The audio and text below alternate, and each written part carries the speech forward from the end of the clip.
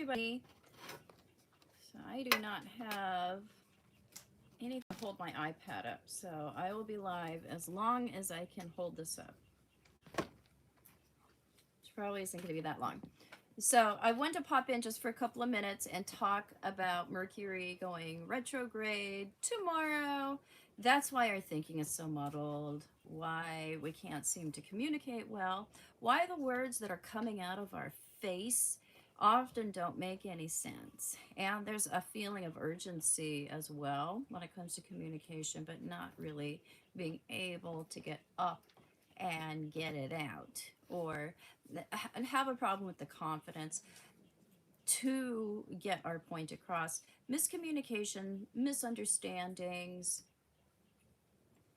uh, the delivery, the intent, all getting all of that wrong during Mercury retrograde period is extremely likely. So this is a period where we're reviewing what it is that we think we know, what it is that we think is right. So our belief systems, the stories that we share among ourselves in order to bring each other comfort, to explain the world around us, our personal and the social and political mythology. That's all up for a review. This can lead to a crisis of faith if we ask too many questions, or if we look outside of what it is that we currently think is true too much. It can really mess with our paradigms, and we can become very uncomfortable.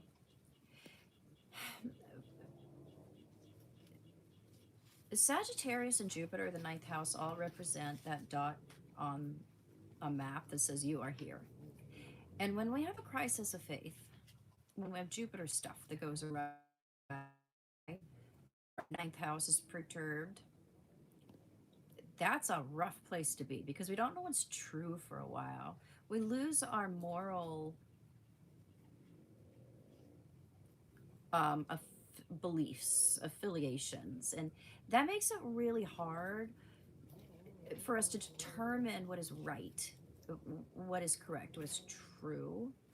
And so we can really grapple to fill in those gaps as soon as we can. When we have that kind of crisis, it's best to just let it ride. Let it ride. You don't have to have all the answers. You don't have to know. You don't have to fill it in. You don't have to become disillusioned with one religion and run off to a different one the next day. Try to fill it all in. Give it time, because it's very much connected to the superego. Jupiter is the superego. It's morality. It's the moral authority. It's, what we think is worth signing up for, to defend, put our life on the line. It's going to take a while for us to come to grips with a different or expanded paradigm.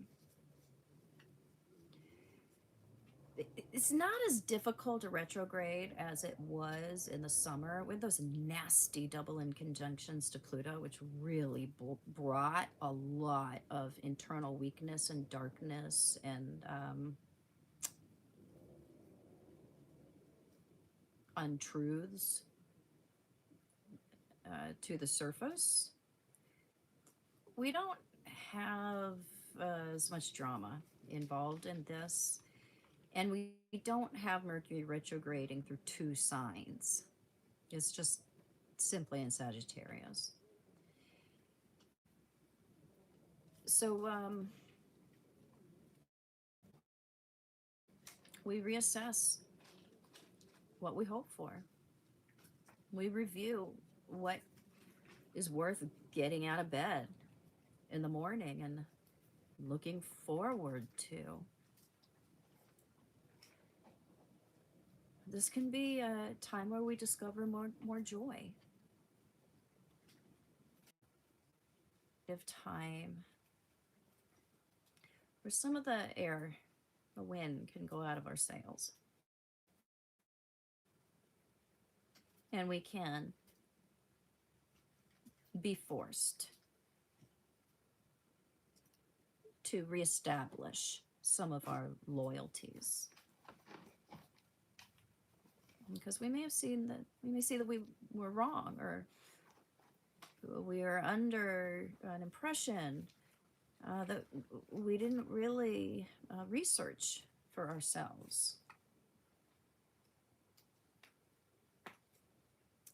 I'm sorry, Ruby.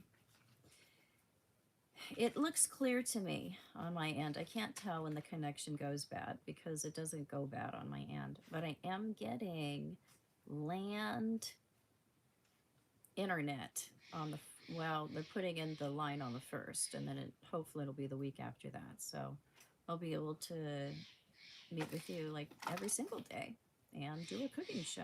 Won't that be fun? So there's a need to get more truthful.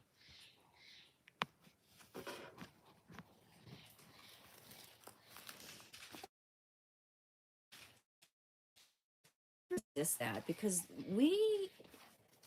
some of us can really struggle with being wrong. We can really struggle with letting go some of those beliefs or those paradigms because we don't want to look stupid. We don't want to look like we were gullible. We don't want to appear like we could be somebody that could believe things that aren't proven. But if we just choose to keep up appearances, we end up looking even stupider. And we have to lie.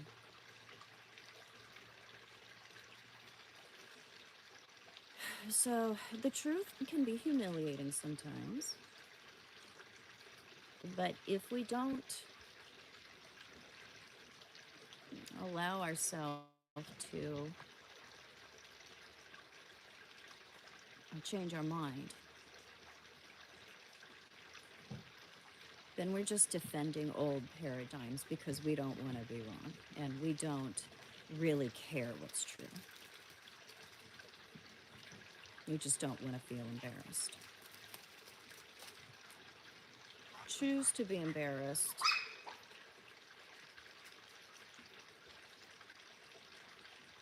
And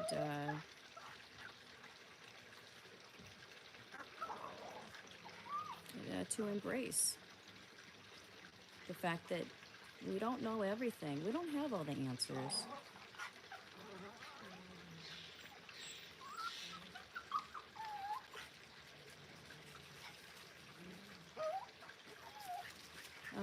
Joel, composite moon, Jupiter, Sun, Mars, and Mercury in the 9th. The moon and Jupiter square Neptune in the 12th. Oh, so this is composite. Composite moon, Jupiter, Sun, Mars, and Mercury in the 9th. That's excellent. All those together and in the 9th. The moon and Jupiter square Neptune in the 12th. You have to be careful. The Jupiter square to Neptune isn't really that unusual. It's when some of the background noise in a composite chart, but the moon square to Neptune is something that you do have to be aware of. That can be very nasty in a composite chart. The fact that all the other planets are in great harmony in conjunction in a stellium in the 9th is helpful. Certainly a lot of agreement there and a lot that's in common. But look at the orb. How close is Neptune squaring all those other planets to? Is it squaring those other planets, or is it just squaring the moon and Jupiter? If it's just the moon and Jupiter, that's way better than a multiple planet square, because you're going to be working through a lot of assumptions about each other and illusions about each other And when we get into those kinds of Neptunian composite charts, there ain't no place to go but down. When you're convinced right off the bat that you found the one, get ready because you're about to jump into a pool with no water. That is just nothing but a Neptune mind fuck when we have those experiences of, overpowering chemistry, but we haven't had a chance to establish whether or not there's actual compatibility. Sometimes there is compatibility. Sometimes that can happen.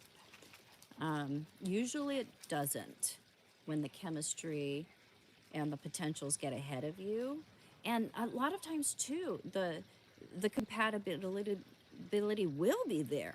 But if you allow the chemistry and the potentials to get ahead of you, both people get so freaked out because they really want it. They want this to be the one. They want this to be the thing. And then we go on to hypervigilance overdrive. And then we get into runner chaser, hot and cold, crazy dynamics. It's a mess. So you have to be careful about how things, how the romance begins when you have really prominent squares from Neptune to inner planets in composite charts. If it's something that was just so overwhelming from the beginning, if it never got a chance to ground, that can be really toxic in the long run. Those can be the most heartbreaking relationships, are the ones that really seem perfect from the get-go. Those are the worst.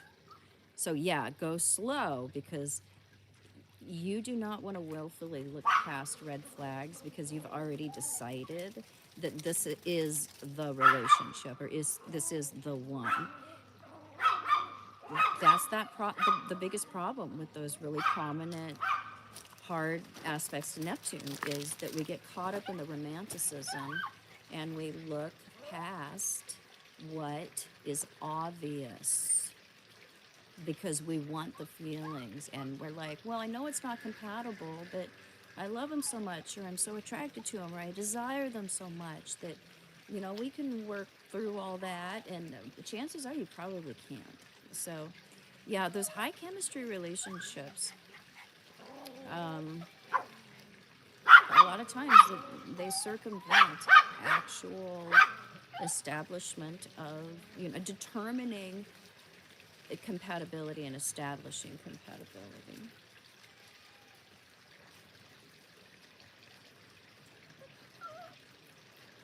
Oh, Lana, worst relationship of your life. Neptune squaring Sun, Mercury, and Venus on the 12th and the 3rd. Yeah, I've had Sun square Neptune a couple times. It's absolutely horrible. Well, in the beginning, it's beautiful. It's the most beautiful thing ever. Ever. It's perfect. But 2 weeks later, 2 weeks to 4 months later, you're going to go off a cliff. So, yeah. No, we have to know if we actually have the bones of a relationship in place. If it's just sugar, we're going to eat our way through that real quick.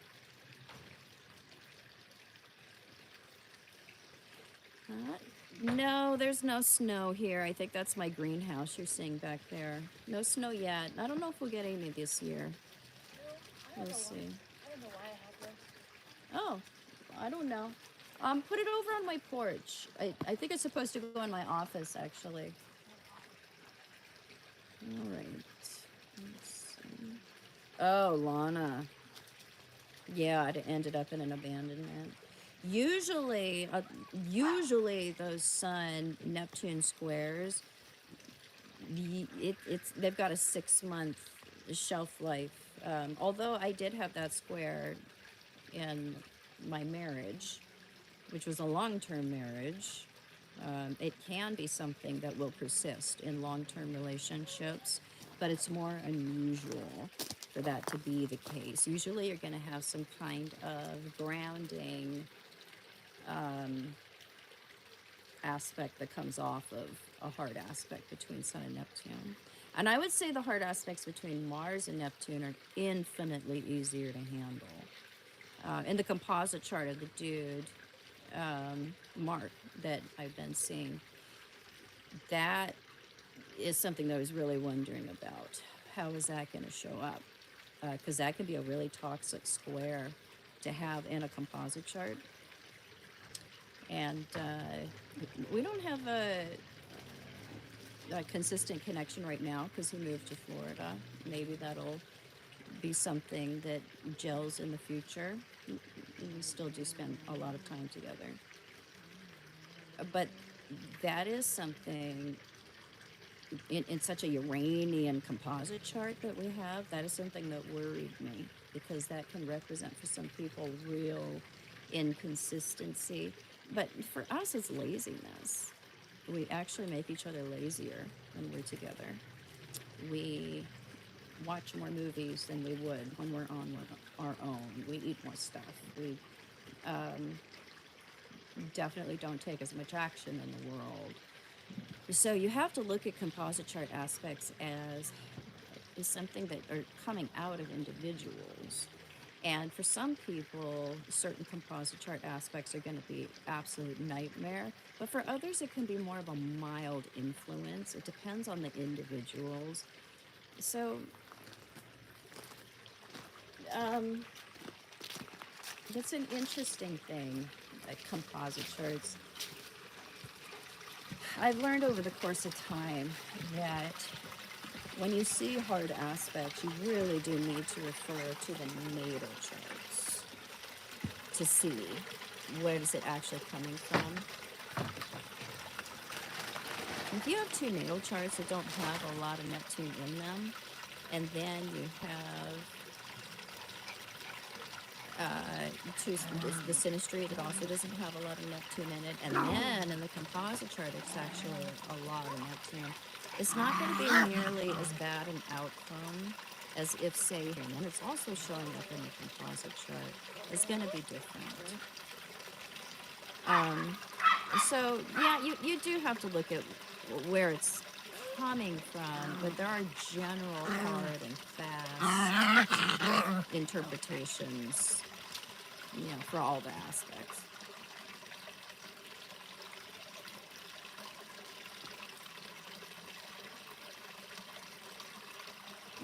Lana, yeah, Neptune, hard aspects, they will sour you.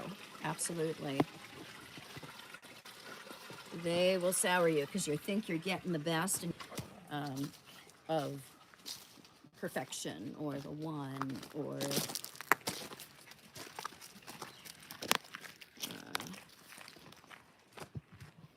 there we go. I'll balance you on a fence post, or how it is that we let our feelings get ahead of the actual discovery process in a relationship. It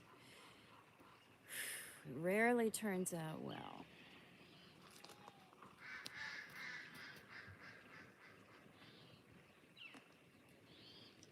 Harsha, Pluto is in your second house, transiting the second house. So it depends on how big your second house is, but it'll be in there for a long, long time.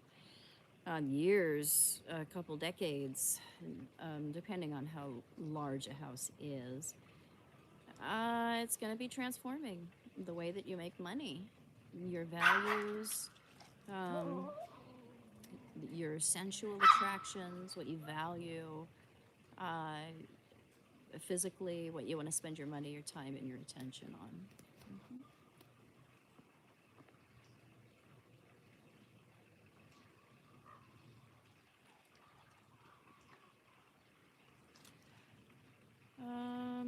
Ariana,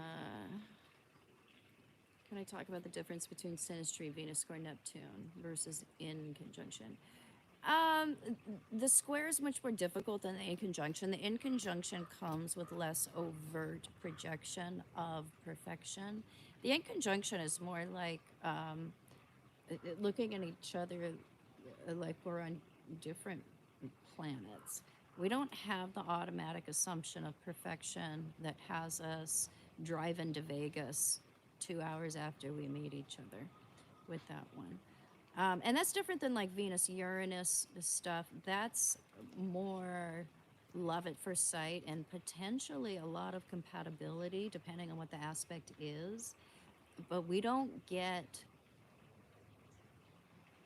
as clear a potential for compatibility when we're looking at Neptune aspects, even the easy aspects. So I think all of them, even the easy aspects, if you have a lot of them, you need to be suspicious.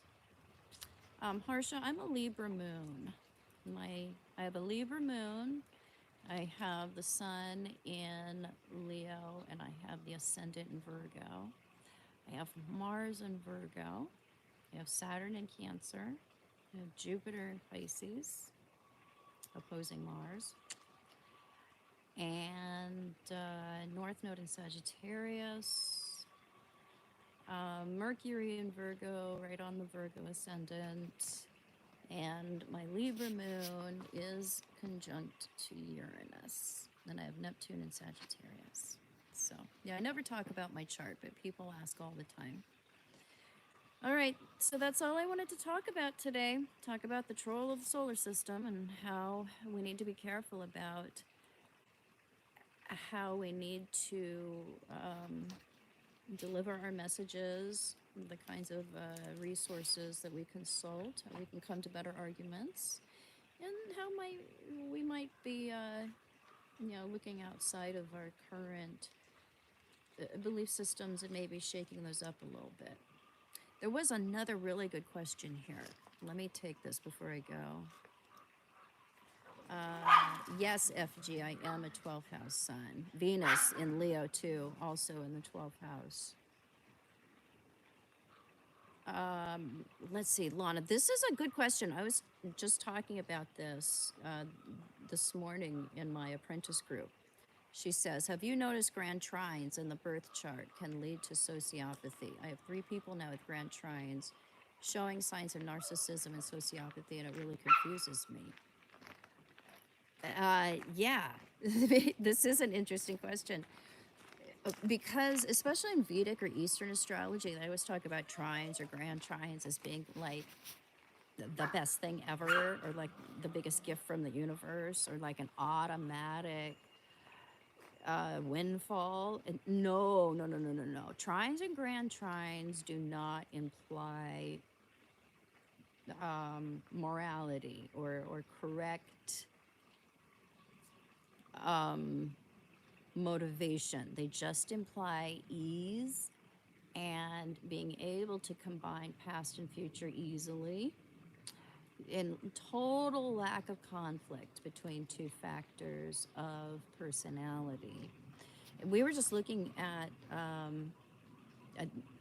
a chart this morning in my subscriber group, because on Sundays we always look at the chart of a psychopath. We call it Psychopath Sunday. If you're interested in Psychopath Sunday, then email me at my website and you can join. But every Sunday, we look at the chart of somebody that is either disordered or infamous or famous in some way for something interesting that they've done, or evil or strange. But this morning, we were looking at one of the members of the Manson gang, and it was a very interesting chart, because in that chart it was a kite. It was like the most fabulous grand trine connected to a mini trine ever. And you would look at it and think, if you didn't know astrology, you'd look at it and think, wow, so successful. No, not necessarily, because it's a grand fire trine. It's involving the moon, to Mars, and a trine to Jupiter as well. And this is showing an ease of feeling and being a glutton for emotional stimulation. So not all trines and grand trines and super kites are lending moral or happy results.